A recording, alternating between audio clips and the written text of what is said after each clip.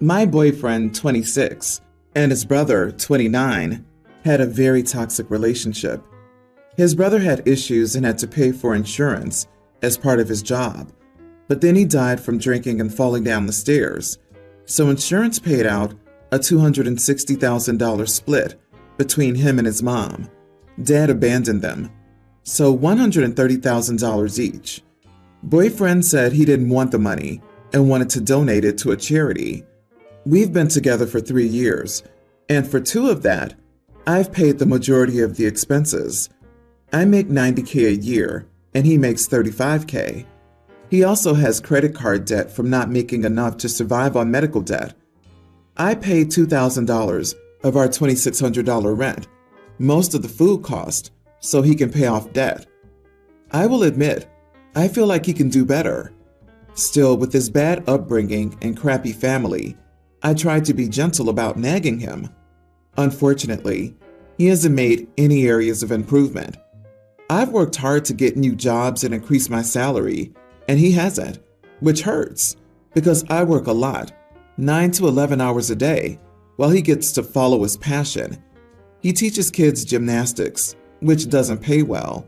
I'm an engineer, and I'm doing all the work keeping us afloat. So when he got the money, I said we should buy an apartment or use it to pay off his debt or save it, but he wanted to donate it. And I'm really hurt because he doesn't care that by doing that, I'm forced to keep working harder and harder to support us, especially because our rent got legally increased to $2,900. So if we resign for the place, almost half of my money's going to rent. So I tried to explain that we need the money and he can donate a portion, but he needs to take care of our finances first, like I've been doing for years. But he's mad that I want to use his brother's blood money and accuses me of only seeing money when it's about doing the right thing. Of course, he only cares about doing the right thing while letting me do all the hard stuff, like paying bills and taking care of real life. His brother died almost a year ago, and he got the insurance money 6 months ago and hasn't helped out at all. I've already talked to him about everything I've written above, and he just ignores me. Last month, I found out he donated everything to the American Cancer Society. I found the tax receipt he got from donating. Well, it's a good cause. It doesn't help our finances. I was so angry that I was left paying for everything so he could feel noble. I've told him he needs to start paying half the rent and food, and I'm no longer subsidizing him. We have had many fights about this because I only buy enough food for myself, and he gets home with nothing to eat and accuses me of being selfish. He says because I make more, I should be paying for what I do, but he got a lot of money, so why doesn't he pay more for things? Even his mother, who wasn't great to him, called and begged him to keep the money rather than donate it. Everyone in my life, my parents, my friends, and my sister, consider him a bum and openly ask me why I'm with him. I don't know if I can answer it positively anymore because I feel used. But am I the idiot for insisting my boyfriend pay for half of everything now that he's donated his brother's entire insurance money? Do you want outside permission to dump him? Boom, done and granted. Break up with him. You are not the idiot. Anyone who gets money like that and gives it away when they actually have responsibilities is no one to continue making a life with. Bail, flee, scurry, abandon ship. Save yourself, your sanity, your money, and your time. Girl, he's taking advantage of you, and you're letting him. Why should he get a better job when you pay for his lifestyle? He's not going to change. Exactly. This guy has shown you he doesn't care about you or your shared future as a couple. Yes, he's grieving. Yes, he probably can't face using that money due to where it came from, but he cannot then, in the same breath, mooch off of you. Your suggestion was sensible. Donate some, pay off debt, and then contribute fairly to the household.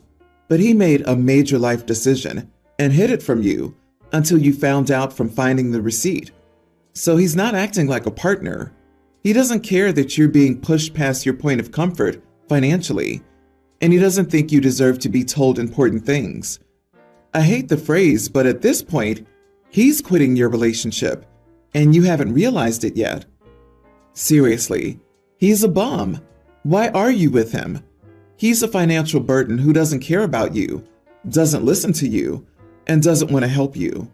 So help yourself.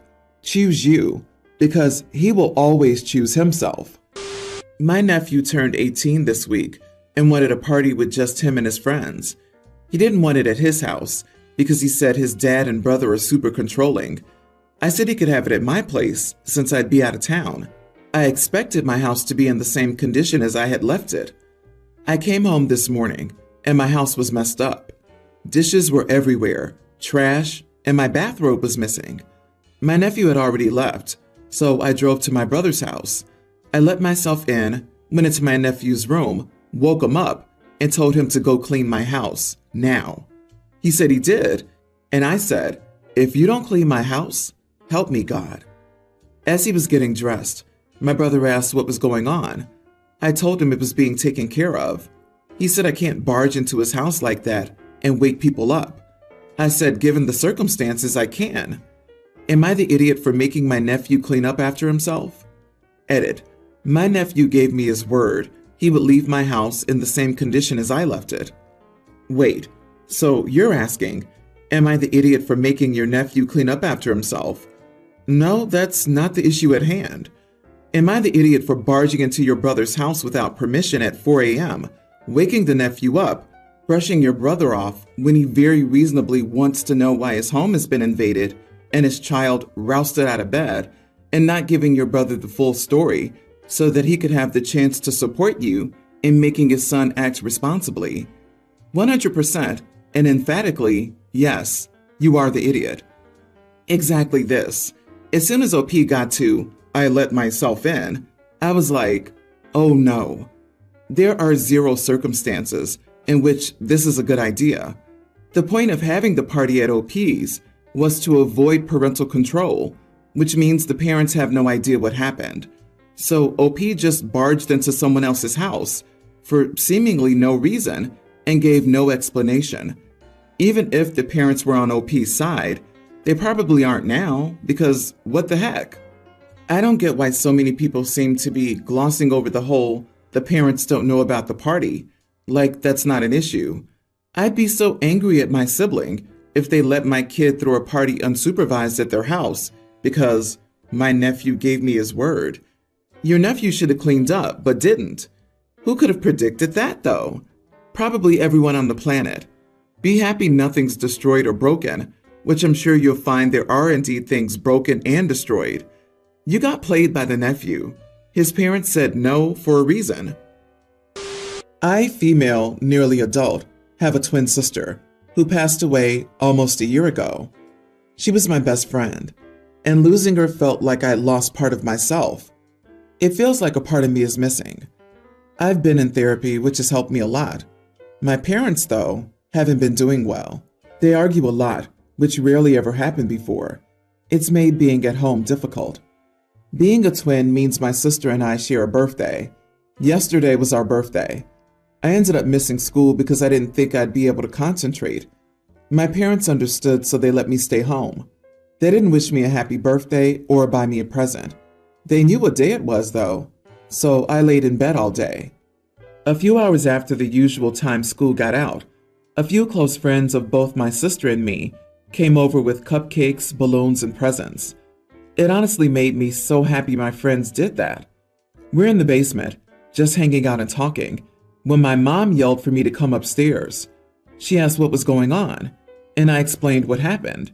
She said I can't believe I want to celebrate without my sister. I said, well, it's my birthday too, and I miss my sister so much. Today's been hard for me, but you and Dad act like today isn't our birthday. You still have me. You should still acknowledge I'm here and try to support me. She got mad and called me selfish. We haven't talked since. It was very hard having my birthday without my twin, but to help me, I feel like I just can't act like this day isn't happening.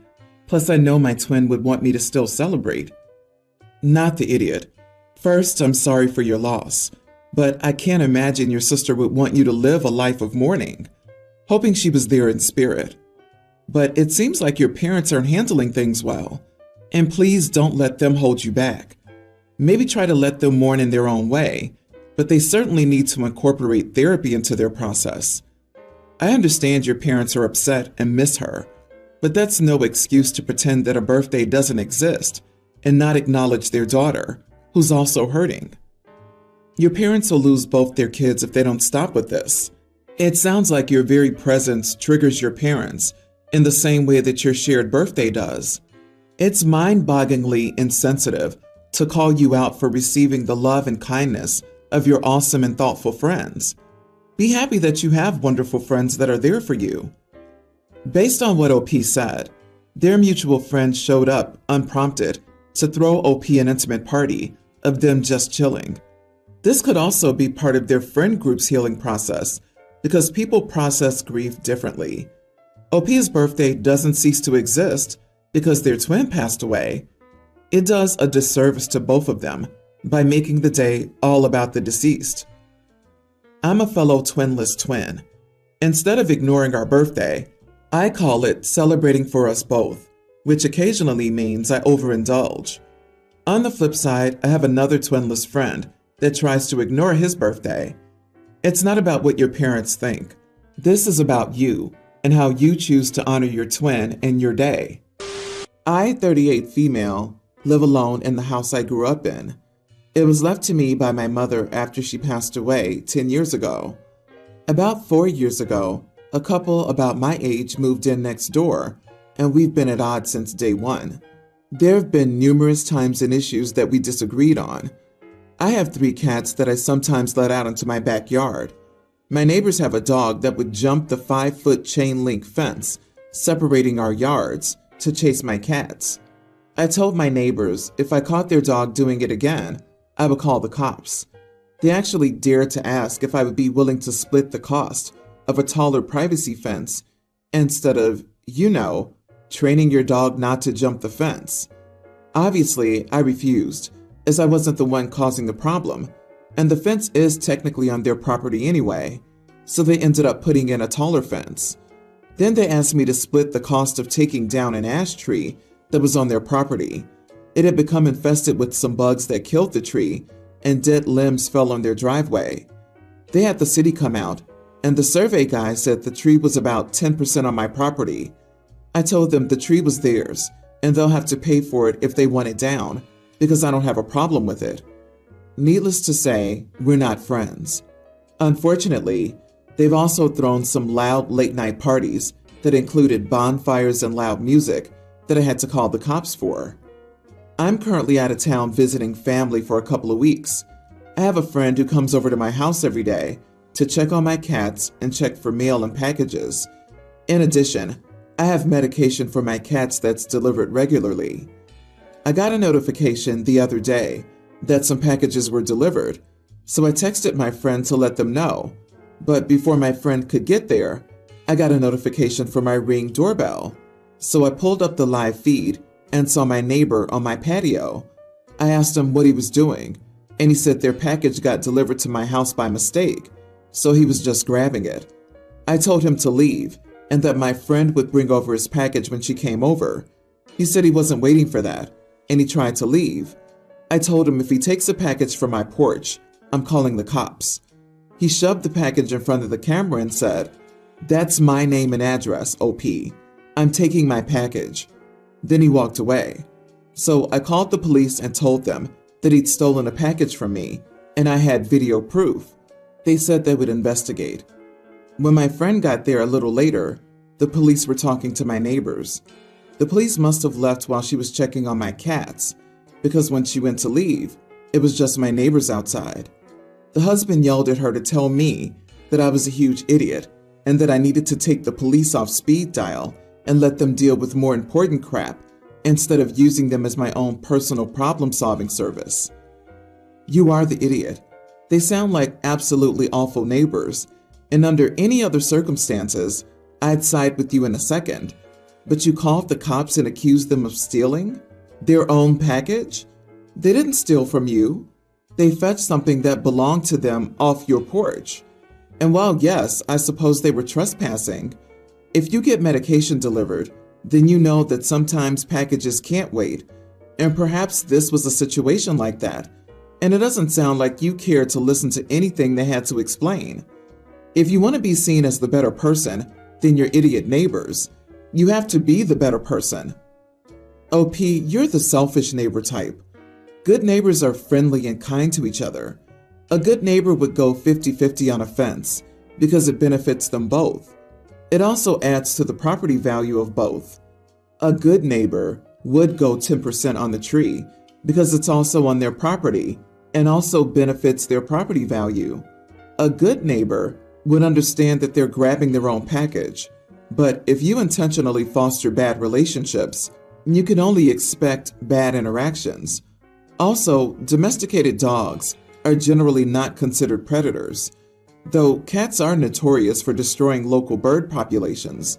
Sure, you don't get along, but stop calling the cops for trivial matters. Yeah, the police must hate her, and very surprising to hear that she lives alone. OP, you're a 38-year-old woman. That's not old enough yet to be the nasty old lady neighbor who makes a huge deal out of everything, argues with neighbors, and calls the police to settle your one-sided disputes. Chill. My girlfriend, 24, and I, 31 male, have been together for almost a year. Our relationship has been great up until now, and we're in it for the long term. We don't live together yet. My girlfriend lives in an apartment with some roommates, while I live in my house that I bought 2 years ago. About 6 months ago, my younger sister, 19, started to attend college in a city about a 20-minute walk away from my house. My sister's more introverted and doesn't like the typical college life of living in a dorm with other people and being surrounded by partying and alcohol. Since I live so close by, she asked if she could move in with me for her first year until she meets other people she'd be comfortable with sharing an apartment. My house is pretty big, so there was no reason not to let her stay with me. She's been living with me for almost half a year. She has her room on the second floor that was previously empty, while I do everything on the ground floor and first floor. My girlfriend has been talking a lot about moving in together recently, and I'm entirely on board with that. We were even making specific plans on when she could move in. Everything seemed to be going smoothly until she, out of nowhere, asked me when I would make my sister move out so that she could move in. I told her that my sister would move out eventually, but that she wasn't moving out for at least 6 months and might even stay longer if needed. There was plenty of room for the three of us without getting in each other's way. This somehow riled my girlfriend up, and she started telling me that she didn't want anybody living with us and that my sister needed to be an adult and live independently. I told her that I had promised my sister and that I wasn't going back on my word. This turned into an argument, with her telling me that she wanted us to live alone with nobody else around, and me explaining that I couldn't leave my sister hanging. I tried to reason with her, but she kept repeating this, so I told her that I was not making my sister move out, regardless of what she was going to do. Finally, she got emotional and told me that I was choosing my sister over her, and that what I was doing was wrong. Am I the idiot? Not the idiot. Your girlfriend is showing an egocentric lack of family sense, which should make you think twice about continuing the relationship if she's already this petty and entitled about getting rid of your 19-year-old sibling. Definitely put any plans for a future with her on hold and reconsider whether this is truly the only red flag. Sorry, dude. I think she really likes your house, not you. Really think about what your girlfriend is showing you. So far, she's been the lovely girlfriend until she's hooked you in. She feels entitled to get rid of your sister from your house. She really is selfish, and it's showing. If it was me, I couldn't look at her the same way again. OMG, you've been dating this person for almost a year, which is to say, less than a year. Your sister, on the other hand, is your sister. She's your family. If someone you've been with for less than a year puts you in a situation where you have to choose between them and an immediate family member, you absolutely should choose your family. My response would have been something like, I'd rather not be in a position of having to choose between you and my family, but if you create that situation, of course I'll choose my family. Good luck, OP.